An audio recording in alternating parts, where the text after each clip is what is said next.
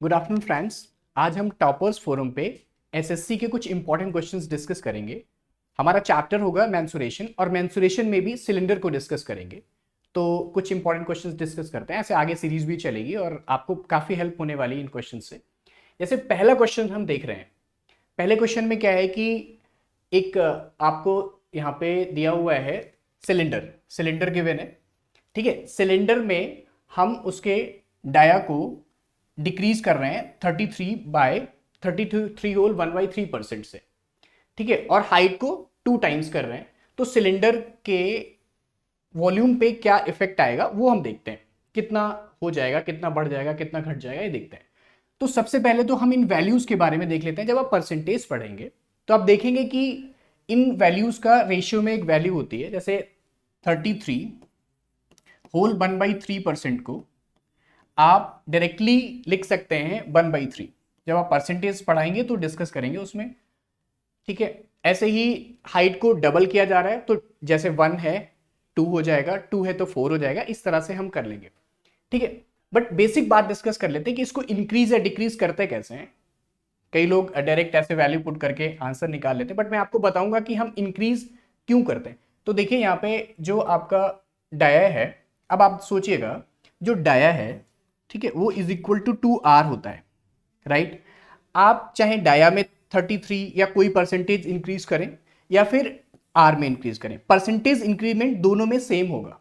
ठीक है, तो हम इसको कंसीडर करके चलते हैं कि आर को, जैसे डाया को 33% 33 होल 1/3% इंक्रीज किया जा रहा है, सेम एज रेडियस को इंक्रीज किया जा रहा है, तो हम डायरेक्ट उसमें वैल्यू पुट कर लेंगे। हाँ ठीक है, उसके बाद हम डिस्कस करते हैं फॉर्मूले के बारे में कि हम इनको कितनी बार इंक्रीज या डिक्रीज करेंगे। जैसे पाई r² h होता है फॉर्मूला, तो पाई तो एक फिक्स्ड वैल्यू होती है, उसमें कोई इंक्रीज या डिक्रीमेंट नहीं होता। ठीक है, अगर हम देखें r और h, ये दोनों चीजों में कुछ इंक्रीमेंट या डिक्रीमेंट हो रहा है, तो r² लिखा हुआ है, इसका मतलब r इंटू h है। इसका मतलब एक बार r इंक्रीज होगा, दूसरी बार भी r और तीसरी बार h, इंक्रीज या डिक्रीज अकॉर्डिंगली हम कर। यहां पे हम देखेंगे कि जो वैल्यू है पहली बार वो 33 होल 1/3% है, उसकी वैल्यू को 1/3 लिखते हैं। अगर हम इसको इंक्रीज करेंगे तो ये 4/3 हो जाएगा, मतलब 3 से 4 हो जाएगा। ठीक है, बट यहां पे डिक्रीज किया जा रहा है, तो हम 1/3 को जब हम 1 डिक्रीज करेंगे तो 2/3 हो जाएगा, मतलब जो हमारी 3 वैल्यू थी वो अब 2 हो गई। ठीक है, 2 हो गई। उसके बाद ये तो सिंगल आर पहला मैंने इंक्रीज किया, डिक्रीज किया, अब ये आर भी डिक्रीज होगा, तो ये भी 3 से 2 हो गया। ठीक है, अब बचा एच, हाइट। हाइट में क्या चेंज आ रहा है आप क्वेश्चन में देख सकते हैं कि हाइट 2 टाइम्स हो रही है। 2 टाइम्स का मतलब हम उसको कंसीडर कर सकते हैं, जैसे मैंने उसको 1 मान लिया तो वो 2 टाइम्स हो रही है। ठीक है, अब देखेंगे ये हमारा आर आर और एच है।